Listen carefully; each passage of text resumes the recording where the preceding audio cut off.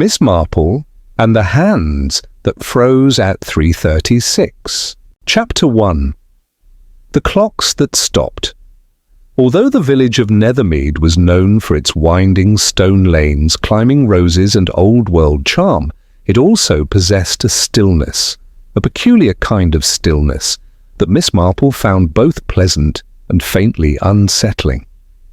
It was the sort of silence that felt watchful, as though the village itself was holding its breath, waiting for something to happen. Miss Marple had come to Nethermead to accompany her nephew, Raymond West, who was attending the town's annual antiques fair. His new book, The Psychology of Sentimentality in Objects, had earned him a modest booth at the event. As always, he insisted his aunt come for the scenery and a change of air, though Miss Marple suspected he rather enjoyed having someone nearby who actually read his books. As they strolled down High Street, Miss Marple's attention was caught by a shop she hadn't noticed before. Nestled between a second-hand bookshop and a bakery, it bore a weathered wooden sign in curling gilt letters, "Tranter's Clocks. Every time tells a story." Miss Marple paused, peering in through the wavy glass. Dozens of clocks, tall, small, wall-mounted and mantel-sized, sat silently on shelves and stands, as though waiting for permission to tick. The door gave a soft chime as she entered. "Good morning," she called gently. No answer came. The shop was still, and the only sound was the faint creak of the wooden floor beneath her sensible shoes. Dust motes drifted through the shafts of light filtering in from the front windows, and the faint smell of polished brass, old paper, and dried tea hung in the air. Behind the counter, a half-curtained doorway led to what she supposed must be the workshop. She glanced at it, but, not wishing to intrude, let herself out quietly. It was only the next morning that she heard the news. She was halfway through her breakfast, poached egg, toast, and a single well-behaved slice of bacon, when Raymond lowered his newspaper. "Ellis Tranter is dead." "Who, dear?" Miss Marple looked up, setting down her cup. "The clockmaker. The man who owned that shop you went into yesterday. He's been found dead, locked inside his workshop." "Oh dear, how?" "Well, the door was bolted from the inside, all the windows nailed shut. No signs of violence. They're calling it natural causes." Miss Marple raised an eyebrow. Raymond flipped the page. "Strangest part is every single clock in the shop stopped at exactly 3:36 p.m. Not one tick past it." Miss Marple's fingers curled lightly on the edge of her saucer. "All of them?" "Apparently." She gave a quiet, thoughtful hum, then resumed her tea. By midday, Miss Marple had made her way back to the shop. It was now cordoned off with a length of yellow twine, and a uniformed constable stood outside with a clipboard and a bored expression. A neighbour, a stout woman in a green cardigan, stood nearby with arms folded. "Never left that shop, you know," she told Miss Marple in a hushed tone. 15 years, barely stepped outside, but always opened at 10, rain or shine." "Was it you who found him?" "Me? Oh no, it was his niece, Alice. She came down from Derby last week, said her uncle had promised her something important. Poor girl." "And the cat?" The woman frowned. "That's the oddest part. His cat, Tinker, always inside with him, but yesterday, the poor creature was scratching at the front step. That's how Alice knew something was wrong." Miss Marple tilted her head. "Did Mr. Tranter ever put the cat out?" "Never. Not once, not even in summer. He said it was the only soul who never asked what time it was." Miss Marple smiled faintly. She turned to the constable. "Might I step inside for just a moment? I was here yesterday, and I dare say I know where things should be." The constable sighed. "You can have a look, but don't touch anything. Forensics has already had their poke." Inside, the air felt heavier, as though time itself had paused to listen. Each clock, dozens of them, displayed the same frozen time, 3:36. On the workbench, a tray with a small pot of cold tea and a biscuit tin sat untouched. Yet the teacup was missing. The fireplace was swept clean, the tools neatly hung. But the atmosphere felt hollow. Miss Marple's eyes drifted to the far wall where an ornate Dutch wall clock hung slightly crooked. Its hands, too, were stopped. But something was different. Its chime mechanism had been deliberately disengaged. Curious. She moved to the side window. The frame had been reinforced with thick nails from the inside, clearly not recently. As she turned to leave, she noticed a faint, scuffed paw print on the inside of the door. The cat had tried to get out, which meant someone had locked it in, and then left it outside. Later that evening, Miss Marple took out her notebook and wrote a single line. "Time lies only when it's told by the wrong hands." She underlined it twice. She would not yet say anything aloud, but something in the workshop had been staged. The absence of that one teacup, the silent chime of the crooked clock, the panicked cat on the wrong side of the door. These were not accidents. Someone had tried to make time tell a story, and Miss Marple had every intention of reading between the ticks. Chapter 2. The Locked Door Problem. The next morning brought a soft drizzle over Nethermead, veiling the rooftops and hedgerows in a fine mist. Miss Marple stood by her window at the Rose and Crown guest house, sipping her morning tea, eyes fixed not on the garden, but on the opposite side of the square, where Tranter's clock sat silent behind drawn curtains. "Nothing like rain to bring the truth out of the cracks," she murmured. At 9:30, she slipped on her sensible coat and gloves and made her way across the cobbled road to the police outpost, a modest stone building tucked between the grocer and the bakery. Inside, she found Inspector Paul Weston hunched over a desk, flipping through a file with a pencil behind his ear and a marmalade-stained teacup by his elbow. "Ah," he said, not entirely warmly when she entered. "Miss Marple, is it?" "It is, Inspector, and I do apologize for intruding, but I thought it prudent to pass on some observations. Quietly, of course." Inspector Weston gestured to the chair opposite him and sighed. "If this is about the clocks, the coroner's ruled it natural death, heart failure, no wounds, no signs of a break-in, locked from the inside, bit of a tidy recluse, that's all." Miss Marple sat with a polite nod. "Indeed, very tidy. So tidy, in fact, that he wound and adjusted every clock in the shop except for one." Weston blinked. "I beg your pardon?" "The Dutch wall clock," she said. Its chime mechanism had been manually disengaged, not the sort of detail a man as fastidious as Mr. Tranter would overlook. Unless, of course, there was something hidden inside it. Weston leaned forward. "And how do you know about that?" "I looked," said Miss Marple simply. "You gave me permission." He looked vaguely alarmed. "Yes, well, that clock was examined. Nothing suspicious." Miss Marple gave a tight smile. "You may want to check again. Hollow bases can be rather deceptive."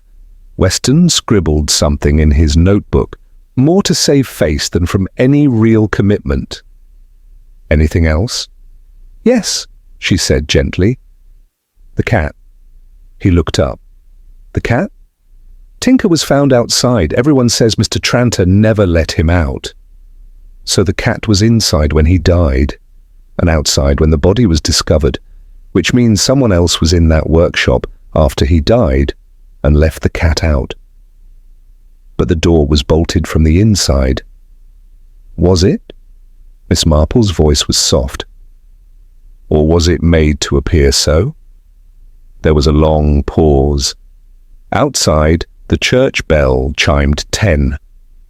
Later that morning, Miss Marple paid a visit to Alice Tranter, the clockmaker's niece, who was now staying at her uncle's cottage above the shop. Alice opened the door in her slippers and a dressing gown. She was a young woman with pale eyes and a tired sort of prettiness, the kind that suggested sleepless nights and too much tea. "I'm so sorry for intruding," Miss Marple said kindly, "but I thought perhaps I could offer my condolences." Alice nodded stepping aside. "Come in, it's all a bit of a blur." The sitting room was small and lined with shelves full of mechanical oddities, clock hands, pendulums, winding keys. The mantelpiece bore only one photograph, Ellis Tranter as a young man, standing beside an elaborate grandfather clock with his hand resting on its dial like a proud father. "I hadn't seen Uncle Ellis since I was a teenager," Alice said, pouring tea, without asking. "He was always a bit removed, but he wrote last month, said he wanted to change his will, said he had something to give me in person." "And did he?" Miss Marple asked. Alice hesitated. "He gave me an envelope when I arrived. It was empty." Miss Marple's teacup paused halfway to her lips. "Empty? I thought it was a joke," she said, with a hollow laugh, "or that he'd made a mistake, but now I wonder—" "Do you still have the envelope?" Alice reached into a small drawer and pulled it out. It was a pale blue, unmarked, but in one corner a faint grease stain could be seen. Miss Marple took it carefully. "Do you recall what time you arrived at the shop that day?" "About 3:30, Alice said. "I knocked." No answer, waited a bit, eventually went round the back and saw the cat, and then I called the police. Miss Marple said nothing, but a small crease formed between her brows. 3:30. Ellis Tranter was supposedly dead at 3:36. And yet Alice had arrived before he died. Or so the clocks claimed.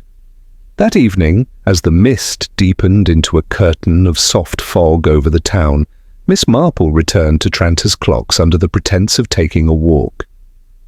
She paused by the shop window, her reflection faint in the glass, her eyes resting on the row of stilled faces.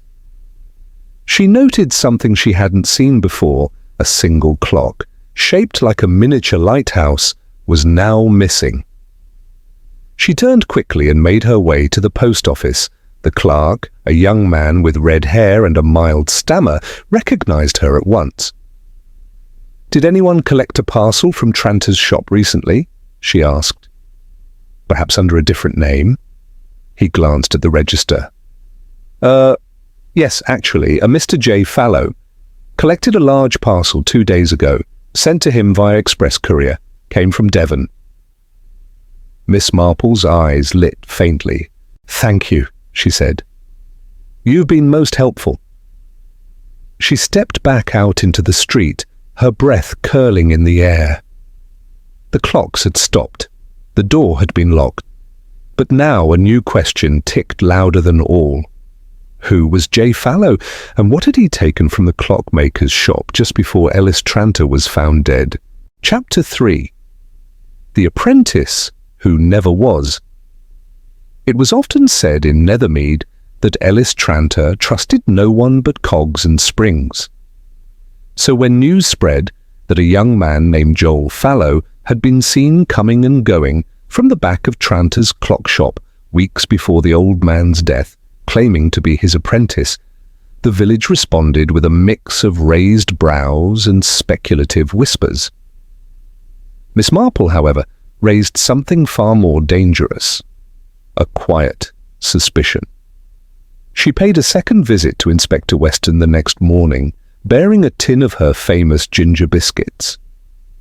"I've found," she said mildly, "that the mind works rather better with tea and something sweet."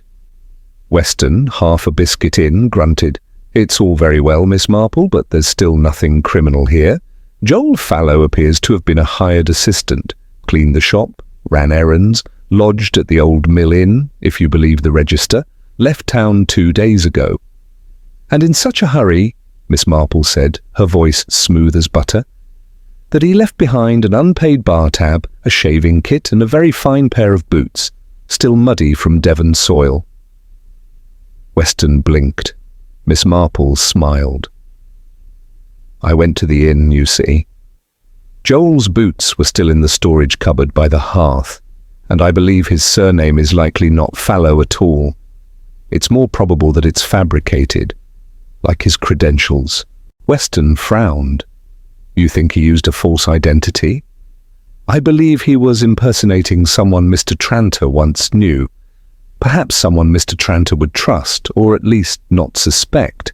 After all, the man hadn't let another soul inside his workshop in over a decade. And then suddenly, an apprentice? Weston leaned back. That's a bold claim. Not at all. There's no record of Joel being registered with the Watchmakers Guild. And Tranter, I'm told, never had a single apprentice in 30 years. The tools the boy used? All brand new, barely a smudge, more for show than use. The inspector rubbed his chin. And if you're right, what was his game? That, said Miss Marple, is precisely what I intend to find out. She returned to the shop that afternoon with a constable who reluctantly allowed her inside under supervision. The workshop was still frozen in its eerie stillness, but Miss Marple's eyes were anything but idle. She moved to a side table where Joel's supposed tools lay in a neat row. Fine screwdrivers, an oil can, calipers, a velvet pouch of gear springs. All looked recently unpackaged. Then she saw it, wedged between a pile of disused casings, a torn shipping label. Half of it was missing, but what remained was enough. Eakond, urgent, Dartmouth, Devon, 2E Tranter, Clock Shop, Nethermead. It wasn't Joel who had sent the parcel. It was Ellis Tranter who had ordered something, urgently, from Devon, mere days before his death. At tea that evening, Miss Marple sat across from her nephew Raymond, who had been reading quietly in the guest-house lounge. "Raymond," she said, "what do you know about wartime watchmakers?" He looked up with a start. "Watchmakers?"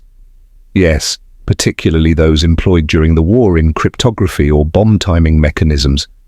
Raymond adjusted his glasses. "Well, I believe Bletchley Park had a few, and some were recruited for precise instruments work. Fuses, detonators." "Why?" Miss Marple gave a gentle hum. "Ellis Tranter served as a watchmaker in 1942. He was discharged suddenly after an incident involving a timing device. That's what the librarian hinted, at least. No further record." Raymond blinked. "Are you suggesting Ellis was involved in something explosive?" "Not anymore," she said, sipping her tea, "but perhaps someone else thought he was." The next day, Miss Marple visited the town solicitor, Mr. Branton, under the guise of inquiring about local bequests. He was a small man with neatly combed hair and a cautious air. "Did Mr. Tranter lodge a new will with you?" she asked lightly. "Ah, he did mention it," said Branton, thumbing through a file. "He said he was drafting a new version, but I never received the final copy. I assumed he'd filed it elsewhere or perhaps hid it. He was an odd sort." "Indeed." Branton leaned forward. His previous will left everything to his niece, but he expressed concern that someone was after him, that he might not have long. Miss Marple's fingers twitched on the edge of her bag. "Did he say who?" "Number just that he had enemies in the past." "Silent ones." His words. That evening, a letter arrived at the guest house addressed to Alice Tranter. It bore a smudged postmark and smelled faintly of oil, as though it had passed through a workshop. It read, "Dearest Alice, if anything happens to me, go to the chime. The chime never lies. I've kept my promise. Your uncle, E.T." Miss Marple stared at the note with a sharp glint in her eye. "The chime never lies." All the clocks had been stopped, all except the Dutch wall clock, the one with the broken chime hammer. She remembered how it had hung just slightly crooked, as though something within had unbalanced it. And she remembered too that when the door had opened, Tinker the cat hadn't meowed, the cat had hissed. Something had changed in that room. The apprentice was not who he said he was. The will was missing. The clockmaker had left a final clue, not in ink, but in metal. Miss Marple folded the letter gently and stood. Tomorrow she would return to the shop one final time, not to ask questions, but to listen to what the clocks had left unsaid. Chapter 4. The Man from the Manor. The Mowbray estate loomed beyond the southern hedgerows of Nethermid like a relic unwilling to bow to time.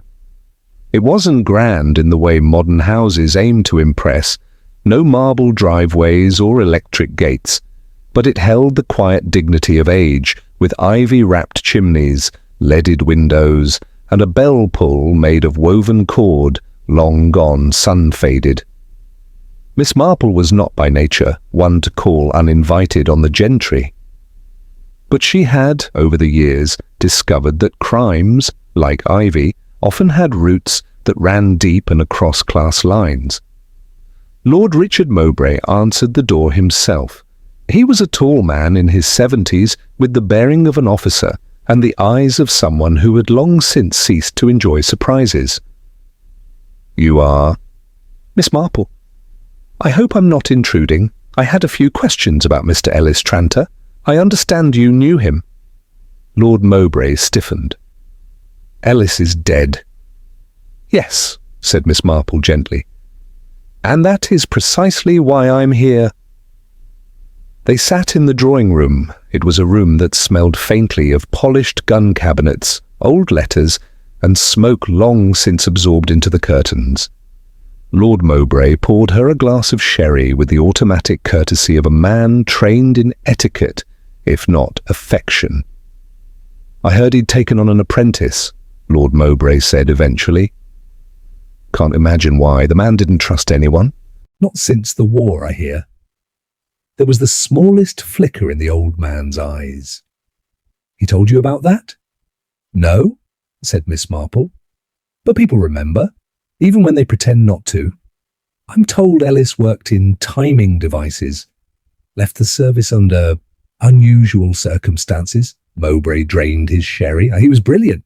Too brilliant, perhaps, but emotional. He made an error in judgment, not in engineering, but in trust. Trusted the wrong people, said too much. And it cost him. It cost all of us." There was silence. Outside, a crow called across the fields. "Ellis once worked here, didn't he?" Miss Marple said softly. "Before the war." Mowbray did not answer immediately. Then, with a dry laugh, he said, "He wasn't a butler or a groom, if that's what you're thinking. Ellis was engaged to my sister." Miss Marple's teacup paused mid-air. "She was 17, he continued. "He was 25. Gifted, but poor. Our parents were scandalized. The engagement was ended." "Ended how?" she asked. "She died," he said bluntly. "Influenza, 1941, the year Ellis was discharged. I never saw him smile again." Miss Marple left the manor with a heaviness in her chest. Tranter had loved and lost, and perhaps never forgiven the Mowbrays or himself. But grief, as she well knew, left footprints, and those who carried it either hardened or hid. That afternoon she returned to Tranter's clock shop with Inspector Weston and the constable. Weston had finally agreed to open the Dutch wall clock for a second, more thorough search. The crooked timepiece was lifted carefully from the wall and placed on the workbench. The inspector unscrewed its back panel, while Miss Marple stood silently by. At first, nothing emerged but dust and a rusted spring. Then the inspector tilted it forward, and a small metal cylinder rolled out with a clink. Weston caught it in his gloved hands. "Well," he murmured, "what have we here?"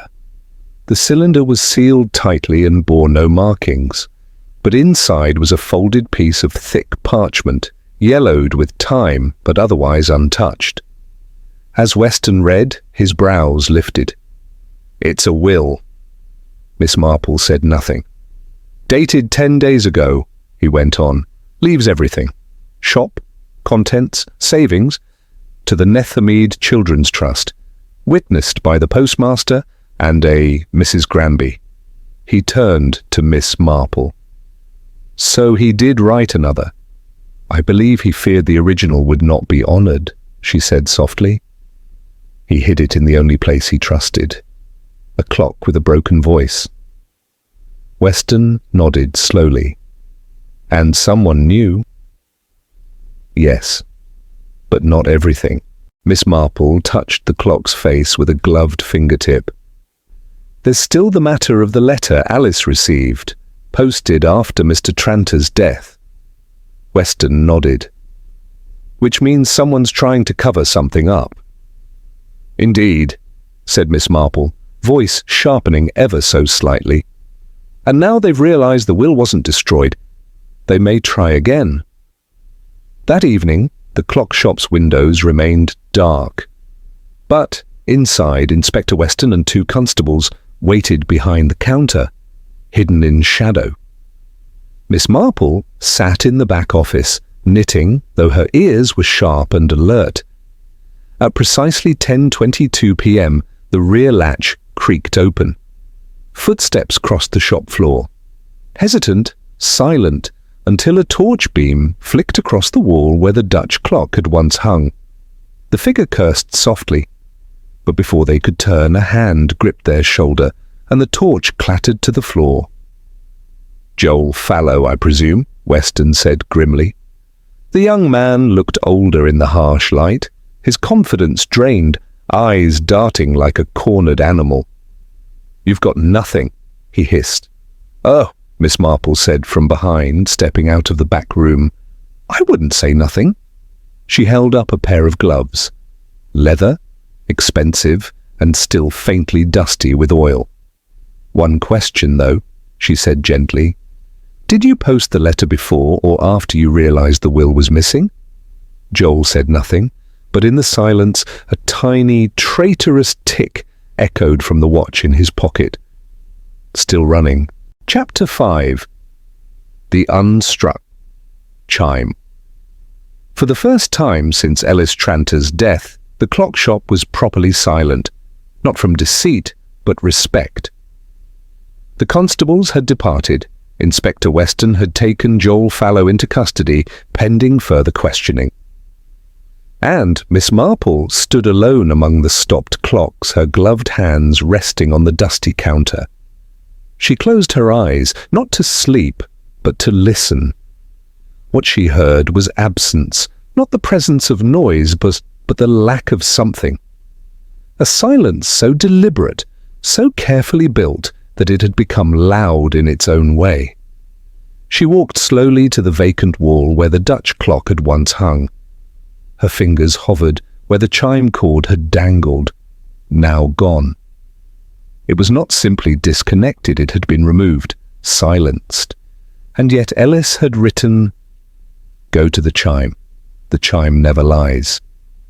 Later that morning, Miss Marple visited the Nethermead Museum, a modest space above the library, staffed by a cheerful volunteer named Mr. Dawkins, who looked like a marionette in tweed.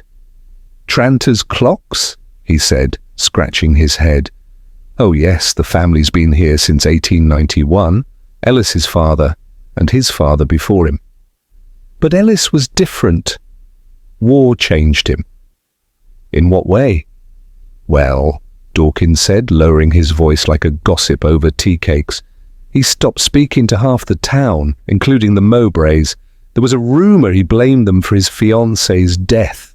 Miss Marple nodded. "Did he ever display any of his own work here?"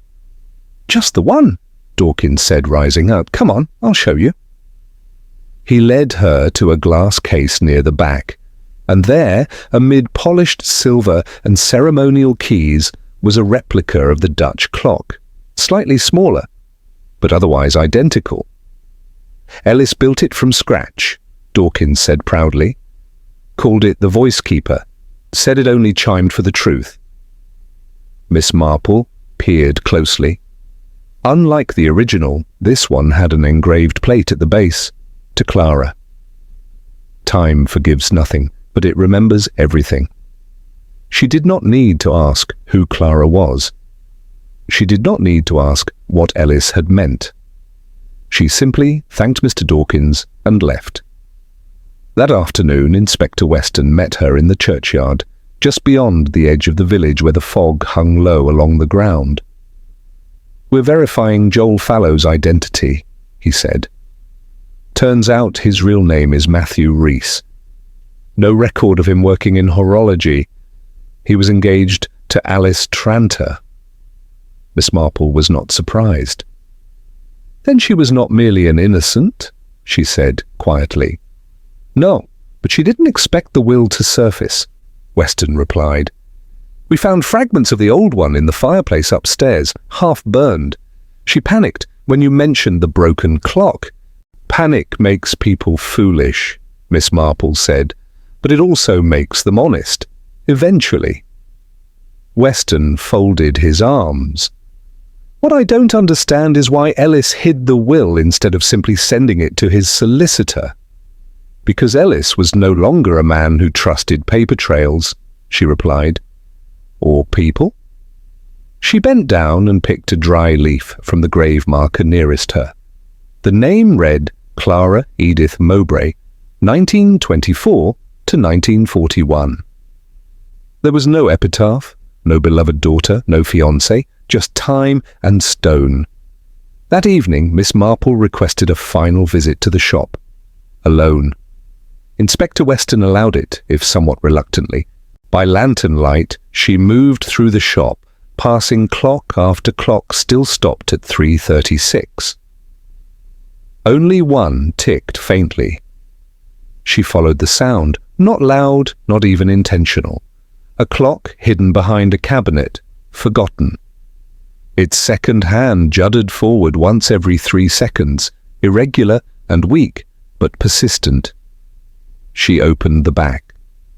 Inside, tucked between the casing and the mechanism, was a small, folded scrap of blue fabric, the exact shade of Clara's favourite dress, according to the museum exhibit.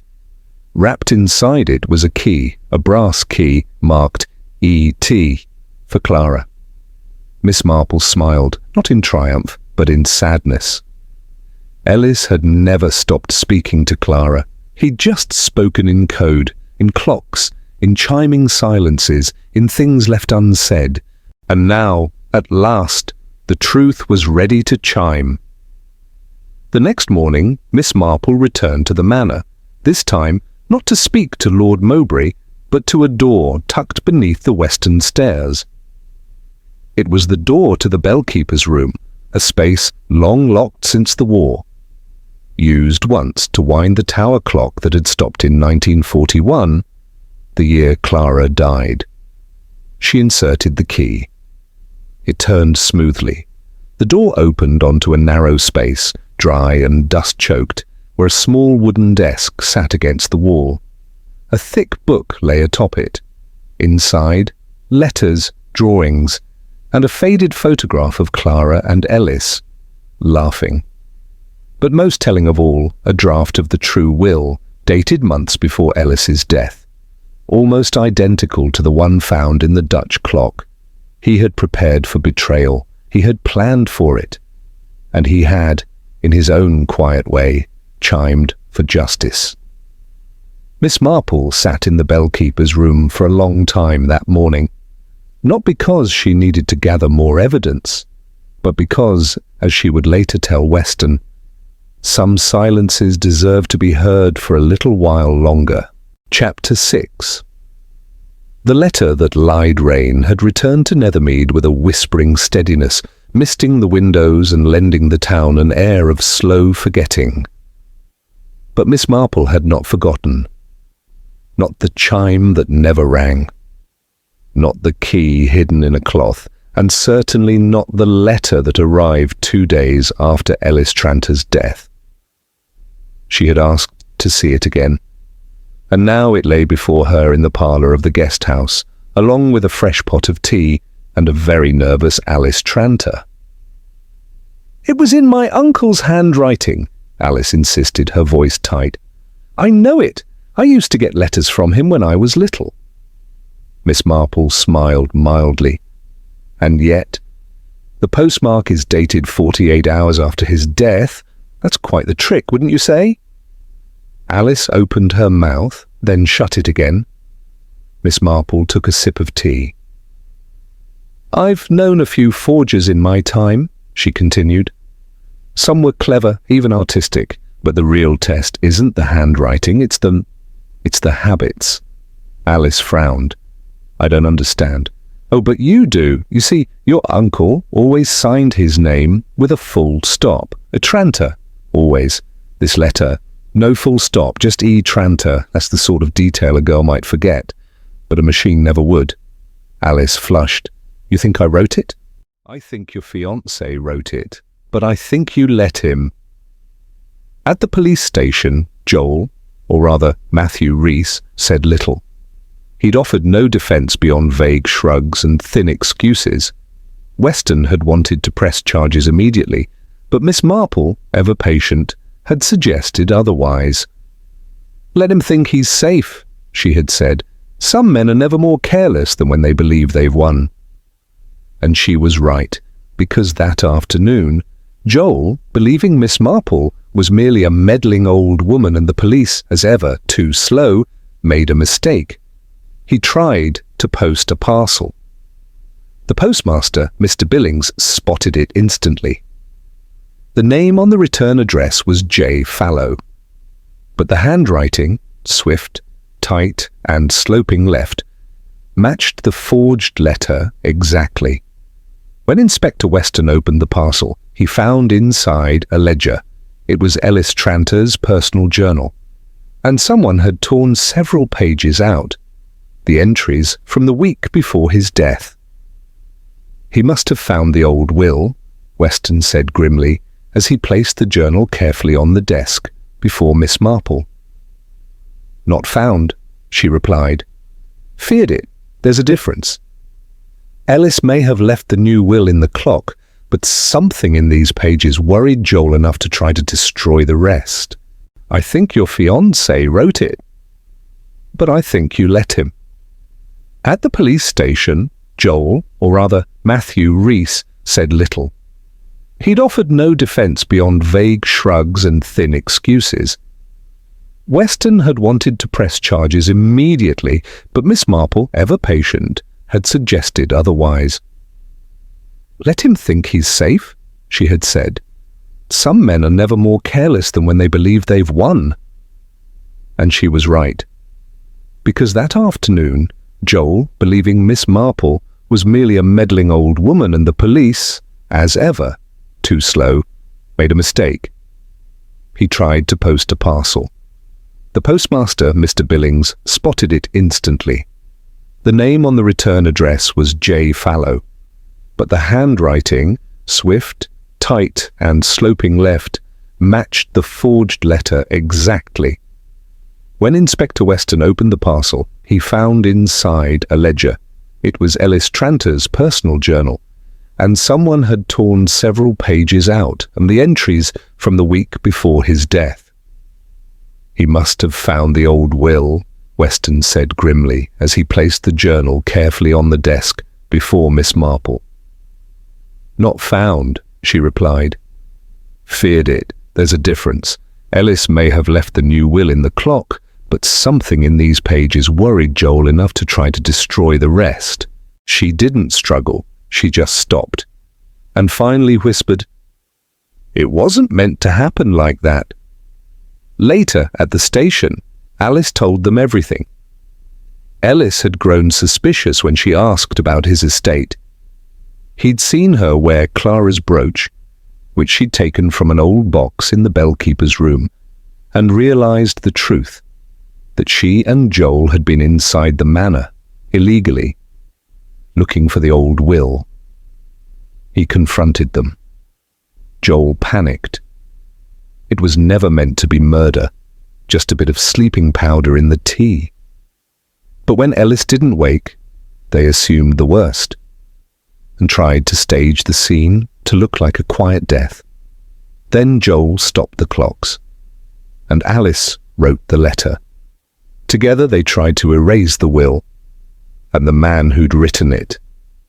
But the clocks, as it turned out, were less forgiving. Miss Marple, back at the guest house, finished her tea in silence. Raymond, sheepish after his flat reading, asked, "How on earth did you know, Aunt Jane?" She looked at him fondly. "When someone lies, dear," she said, "they always leave something out. A word, a habit, a chime." She tapped her teaspoon against her saucer once, twice. "But time," she added, "always tells." Chapter 7. The time-proof will rain had washed the village clean by morning, leaving the cobblestones slick and shining. Miss Marple stood once again inside Tranter's clock shop, watching the faint reflection of her tweed-clad figure in the glass pane of the front counter. Around her the clocks had been wound once more, not to deceive, but to mark a return to honesty. Inspector Weston arrived not long after, carrying a small black evidence pouch. "We've just finished examining the ledgers Joel tried to post," he said. "The entries are clear. Ellis suspected his niece and her accomplice. He even wrote, 'If I vanish, look behind the broken chime. The will is time-proof.'" Miss Marple smiled faintly. "That sounds like Ellis." Careful, wary, but deeply poetic. "The solicitor has confirmed the hidden will is legally binding," Weston continued. "2 independent witnesses, clear instructions, all legitimate. The estate goes to the Nethermead Children's Trust." "And Alice and Joel?" she asked quietly. "Charged with conspiracy to defraud," Weston replied. "Possibly more if a post-mortem proves Ellis was drugged." There was silence between them for a moment, broken only by the soft, steady ticking of a long case clock. Then Weston added, "He knew he didn't have much time, didn't he?" Miss Marple nodded. "I believe so, and not just in the medical sense." Later that day, Miss Marple and Inspector Weston returned to the bellkeeper's room beneath the manor. The narrow space smelled of dust and disuse, but there was a reverence to it now. On the desk, the leather-bound folder containing Ellis's estate documents sat open. Not just the final will, but a sheaf of letters addressed to the Children's Trust Board, itemizing how he wanted the money used: new books, music lessons, a bursary for young clockmakers. "He never stopped hoping," Weston murmured. "No," said Miss Marple, "just hiding." Weston turned to her. "Why do you think he hid the will in the broken clock? Why not give it to the solicitor?" She ran a hand gently across the top of the folder. "Because Ellis had already trusted once. He trusted Clara would wait for him. Trusted that love would conquer old money and family pride. And when it didn't, she died." "Yes, and he learned something about time, Inspector, that it never really moves forward for some people. It just coils tighter." Weston looked down at the dusty floorboards. "Do you think he knew they'd come for it?" "I think he suspected," she said, "and he played for time, in the only way he knew how." That evening, the clock struck 6 in the shop. Properly, this time. Miss Marple had returned to tidy the back room. The dustcloths were folded, the logbooks closed. On the workbench, beside the Dutch wall clock, sat a slim brass plaque recently affixed. It read, "In memory of Ellis Tranter, he who never let time tell lies." As she turned to leave, she saw it, a small envelope resting just inside the chime cavity of the Dutch clock. Her breath caught. She opened it gently. Inside was a final letter, handwritten in Ellis's looping scrawl. "My dear Jane Marple, if you're reading this, then my little trick with the clock has worked. I don't suppose I'll be around to say thank you properly, but I suspect you've already uncovered more than I ever could. That's the thing about old men. We bury the truth in our habits, but women like you listen for what isn't said. I dare say you've saved more than just my name. You've saved the children who will now be allowed to look at time as something to build, not fear, and for that I am quietly, eternally grateful. Yours in time, E.T. Miss Marple folded the letter with great care and placed it back in the envelope. She did not cry. That wasn't her way. But she did sit for a long moment at the edge of the old wooden stool, listening to the tick of the long case clock, steady and warm. Not haunting, not hiding, just truthful. Back at the guest house, Raymond asked her, "You do realize, Aunt Jane, that you've solved a murder without ever seeing the murder?" Miss Marple chuckled softly. "Oh, Raymond, you can see a great deal without ever being in the room. If you know where the silence is." He frowned. "That doesn't make sense." "No," she smiled, eyes twinkling. "But truth seldom does. Not at first tick." Chapter 8. The Time That Told the Truth. The funeral of Ellis Tranter was held on a grey but mercifully dry morning. The small congregation gathered at St. Winifred's Church, the same stone chapel whose bell tower Ellis had repaired 3 times over, though he'd never once stepped inside. Miss Marple sat near the back, dressed in quiet greys. She observed more than she mourned, the way people bowed their heads but peeked through their lashes, the way Alice's absence had been politely ignored, and how Lord Mowbray had sent a single wreath of white lilies marked in restitution. Restitution? Such a curious word. Not love, not regret. Afterwards, at the wake held modestly in the village hall, Miss Marple stood with Inspector Weston near the tea urn, watching as an elderly couple from the Children's Trust spoke softly with the solicitor, Mr. Branton. "They've already accepted the bequest," Weston said. "With it, they plan to fund apprenticeships for orphaned children in mechanical trades." Miss Marple nodded. "It's exactly what Ellis would have wanted, for children to know time as something they could master rather than be mastered by." Weston looked at her. "You think he knew he was dying?" "I do," she said. "But I think he feared dying unremembered more. Outside, the air was sharp with the smell of wet grass and coal smoke." Miss Marple took a slow walk back to the clock shop, which now sat quiet and shuttered, but no longer as if hiding something. Rather, as if sleeping. She paused at the door and took from her handbag a small parcel, which she placed gently on the windowsill. Inside it was the brooch, Clara's brooch, returned to where it belonged. Beside it, she left a note in her own delicate hand. "In time, everything finds its place." That afternoon, Inspector Weston invited Miss Marple to the station one last time. Joel, or Matthew Rees, had written a full confession. Alice, too, had admitted to her role in forging the letter and burning the old will.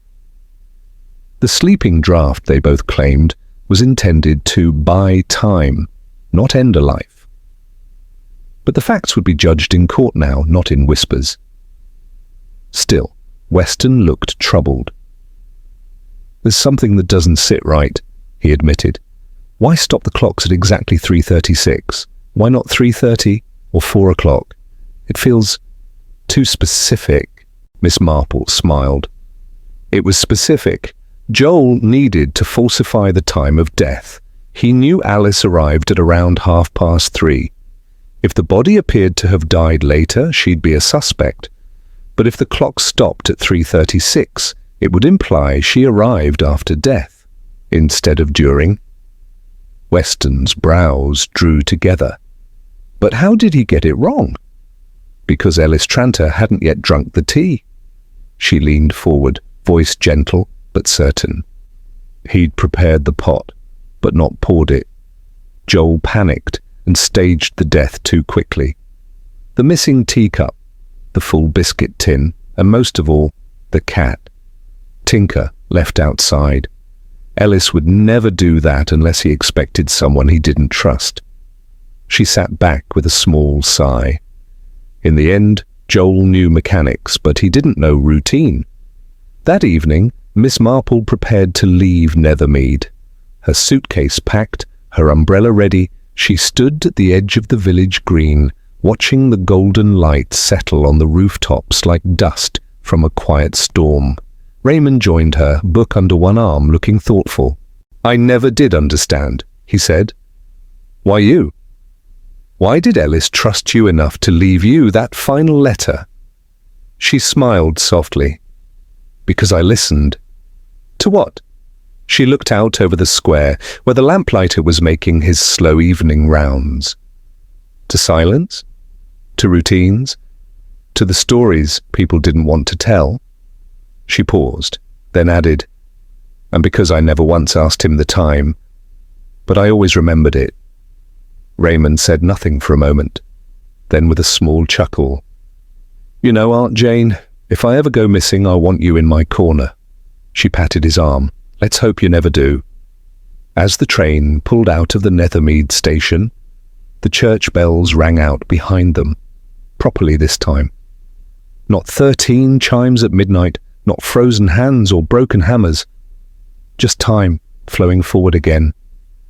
And in her seat, Miss Marple opened her notebook one last time and wrote, "Some people think clocks lie, but they don't. People lie, clocks just remember." She closed the notebook, folded her hands, and looked out the window. The case of the clockmaker was over. But time, of course, went on.